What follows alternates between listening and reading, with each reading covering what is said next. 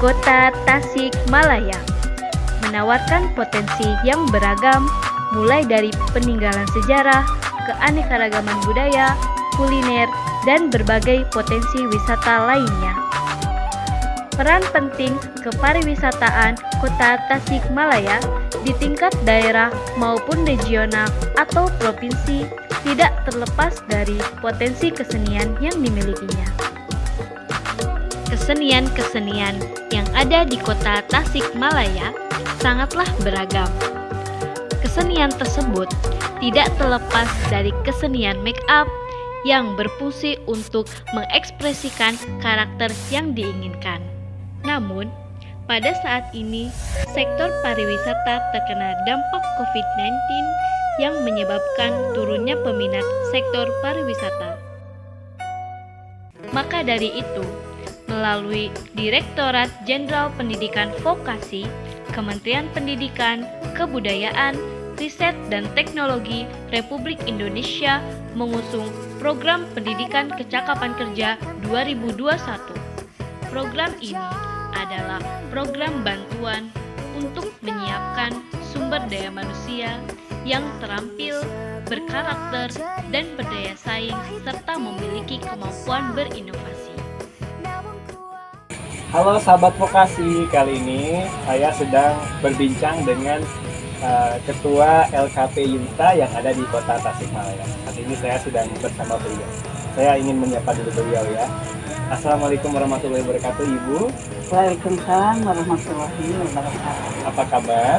Baik, alhamdulillah pada saat ini lagi sehat-sehat. Baik, terima kasih. Baik, Ibu, saya sangat penasaran tentunya dengan pribadi Ibu, dan saya ada pertanyaan yang ingin saya sampaikan kepada Ibu. Pertanyaan pertama adalah, ada apa aja Bu program unggulan di LKP Yunita? Program yang ada di LKP Yunita yang pertama adalah program Berkarya Pengantin, kemudian ada program hantaran, kemudian ada tata kecantikan rambut, ada tata kecantikan kulit, dan yang lagi sedang proses adalah program fotografi. Namun yang menjadi unggulan dari Lembaga Kursus dan Pelatihan Yunita adalah program tata kecantikan kulit, di mana di dalam tata kecantikan kulit itu kan merupakan salah satu rumpun dari hospitality. Nah, pada saat ini di dalam program tata kecantikan kulit, alhamdulillah tahun ini mendapatkan program bantuan dari Direktorat Vokasi, yaitu program pendidikan kecakapan kerja. Kita pertanyaannya lebih ke program PKK, di mana LKP Yunita ini diamanahi oleh Direktorat Jenderal Pendidikan Vokasi, Kementerian Pendidikan, Kebudayaan, Riset dan Teknologi sebagai tempat untuk menyelenggarakan pelatihan bagi penerima bantuan PKK. Baik, saya penasaran sekali Ibu, bagaimana program PKK yang ada di LKP Yunita? Program PKK di LKP Yunita kebetulan mendapatkan program dari Direktorat Jenderal Vokasi, yaitu program tata kecantikan kulit, di mana di dalam penyelenggaraannya kita mulai dari proses perencanaan, kemudian pelaksanaan, dan ada evaluasinya juga. Nah, di dalam proses perencanaan, LKP Yunita memilih peserta itu sesuai dengan prasyarat dari Direktorat Jenderal Vokasi, yaitu yang usia 18 sampai 25 tahun. Adapun beberapa hal yang berkaitan dengan prasyarat itu setelah mendapatkan ACC dari Direktorat, LKP Yunita melakukan verifikasi data melalui wawancara ya dengan peserta, dan disitulah menentukan peserta yang berhak mengikuti program pelatihan tata kecantikan kulit. Nah, selanjutnya di dalam proses pelaksanaan pembelajaran di lembaga Yunita itu dibagi dalam beberapa tahapan, mulai dari materi penunjang, materi inti, dan materi terakhir yaitu evaluasi. Nah, di dalam evaluasi insya Allah nanti akan dilakukan uji kompetensi. Tetapi sebelum uji kompetensi di Lembaga Kursus dan Pelatihan Yunita itu ada evaluasi awal ya dengan memberikan free test, kemudian ada evaluasi harian ya, terutama di dalam praktek ya, karena praktek itu kan merupakan salah satu dasar yang memang peserta didik itu harus menguasai skillnya, terutama dari unit-unit kompetensi yang ada di dalam tata kecantikan kulit. Nah, baik, untuk selanjutnya Ibu terkait dengan bagaimana proses pembelajaran yang Ibu tanamkan kepada para peserta yang mengikuti program PKK di LKP ini. Nah, sesuai tadi ya yang telah Ibu paparkan itu kan di dalam proses pembelajaran di LKP Yuta itu khususnya tata kecantikan kulit, peserta didik akan mampu atau akan kompeten setelah mengikuti pembelajaran tata kecantikan kulit itu selama 250 jam.